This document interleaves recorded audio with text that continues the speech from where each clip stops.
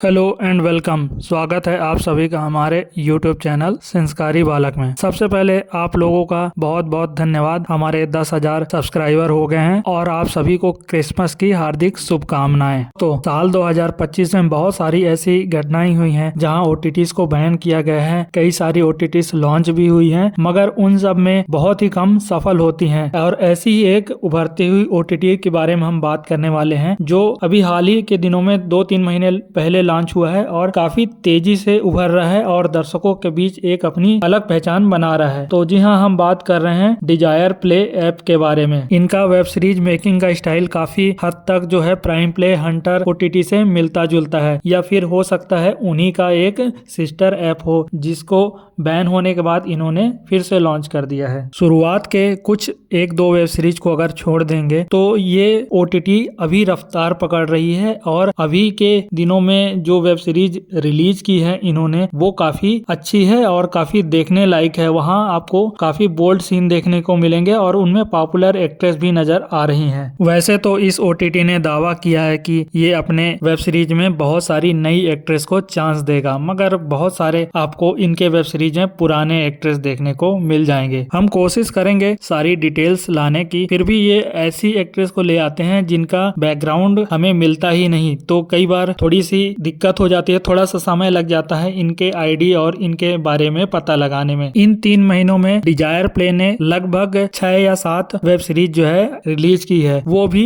हफ्ते हफ्ते करके। तो चलिए हम देख लेते हैं इनकी कौन सी वेब सीरीज कितनी अच्छी रही है और उनमें कौन सी पॉपुलर एक्ट्रेस ने काम किया है। तो इन्होंने अपने जो OTT का लॉन्च किया था वो पायल पाटिल की वेब सीरीज फेरे से किया था, जो कि सितंबर माह में रिलीज हुई थी। उसके बाद उसी दिन उन्होंने किराएदार नाम की वेब सीरीज भी रिलीज कर दी थी, जिसमें रितु राय और हीरल रदाड़िया नजर आए थे। साथ में एक और चबी सी एक्ट्रेस नजर आई थी, मगर उनके बारे में उतनी जानकारी मिल नहीं पा रही है और कहीं भी सोशल मीडिया या फिर उनके क्रेडिट में भी मेंशन नहीं रहता कि आप उनको ढूंढ सके या उनके बारे में पता लगा सके। फेरे वेब सीरीज में आपको पायल पाटिल के साथ नीलम भानुशाली भी नजर आने वाली है, साथ में इकबाल सैयद नजर आएंगे। इकबाल सैयद वही है जो अभी हाल ही के दिनों में काफी पॉपुलर हो रहे हैं बूढ़े का रोल प्ले करके। वैसे अगर नीलम भानुशाली को आप देखेंगे तो पहले के मुकाबले वो काफी मोटी हो गई हैं, काफी चबी लग रही हैं। हाँ, देखने में अच्छा लग सकता है, क्योंकि इस तरह की बोल्ड OTT में अगर एक्ट्रेस चबी हैं तभी सीन में थोड़ा इंटरेस्ट आता है। वहीं किराएदार वेब सीरीज में आप देखेंगे रितु राय और हीरल रदाड़िया ने ठीक ठाक सा काम किया है। तो ले दे के ये जो पहली और दूसरी वेब सीरीज थी, हाइप तो इन्होंने बहुत क्रिएट की थी, मगर वो उतनी सक्सेस नहीं हुई। और आप ये भी देखेंगे उस चबी एक्ट्रेस को उन्होंने दोनों वेब सीरीज में रिपीट किया। और ले दे के सितंबर माह में इन्होंने केवल 2 वेब सीरीज रिलीज की, और वहीं अक्टूबर माह में इन्होंने केवल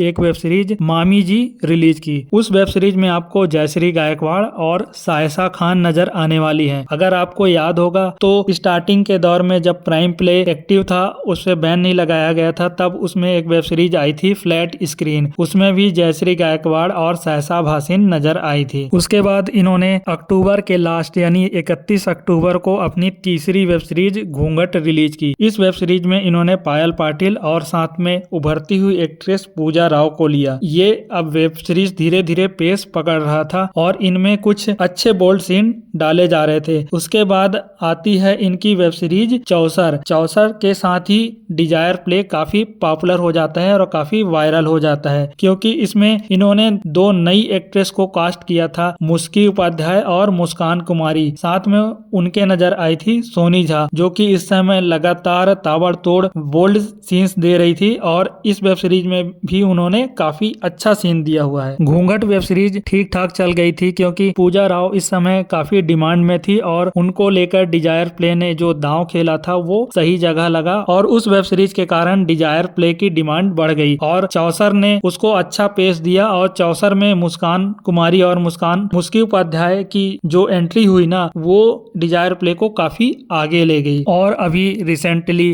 डिजायर प्ले ऐप पर कर्ज वेब सीरीज स्ट्रीम हो रही है। इसमें नजर आ रही हैं जोनीता डिक्रूज, इकबाल सैयद, और एक इसमें पुरानी एक्ट्रेस है टेलर काका नाम की एक वेब सीरीज आई थी जिसमें जिसमें इकबाल सैयद के साथ इन्होंने परफॉर्म किया था, वो फिर से इस डिजायर प्ले ऐप के साथ कोलैब करते हुए नजर आ रही हैं। हालांकि क्रेडिट में कहीं नाम नहीं दिखाया गया है, ना इनका कोई डिजिटल अकाउंट मिल रहा है। फिर भी हम कोशिश करेंगे इनके बारे में डिटेल लाने की, और जैसे ही मिलती है मैं आप लोगों से शेयर करूंगा। और 2026 के लिए इन्होंने दीपाली भावर के साथ एक नई वेब सीरीज लोभ अनाउंस कर दी है, जो कि 31 दिसंबर से स्ट्रीम होने वाली है। हालांकि ये इनका कहना है कि ये नई एक्ट्रेस है। बाकी जिन्होंने मूड एक्स देखा होगा तो उनको पता होगा कि दीपाली भावर इससे पहले अनकट भी कर चुकी हैं। अगर आप लोगों ने डिजायर प्ले की कोई सी भी वेब सीरीज देख रखी है तो हमें कमेंट सेक्शन में बता सकते हैं कि डिजायर प्ले का जो वेब सीरीज है आपको कैसा लगता है। और अगर आप लोगों ने नहीं देखी है तो जाकर एक बार देखिए, काफी पुराने दिनों की याद दिला देगी, जैसा कि प्राइम प्ले और हंटर में आपको वेब सीरीज देखने को मिलता था। हालांकि इनमें अब पान के पत्तों का यूज हो रहा है, जैसा कि पहले प्राइम प्ले या हंटर में केक का सीन यूज होता था, अब इसमें पान के पत्ते लगा दे रहे हैं। हालांकि कोई लॉजिक समझ में नहीं आता, पर चलिए एक्सपेरिमेंट ठीक है, तो देखते हैं इनका एक्सपेरिमेंट कहाँ तक सफल रहता है। कास्टिंग के मामले में, प्रोडक्शन वैल्यू के मामले में और सीन्स के मामले में डिजायर प्ले काफी अच्छी ऐप है, मगर एक चीज में वो पिछड़ रही है,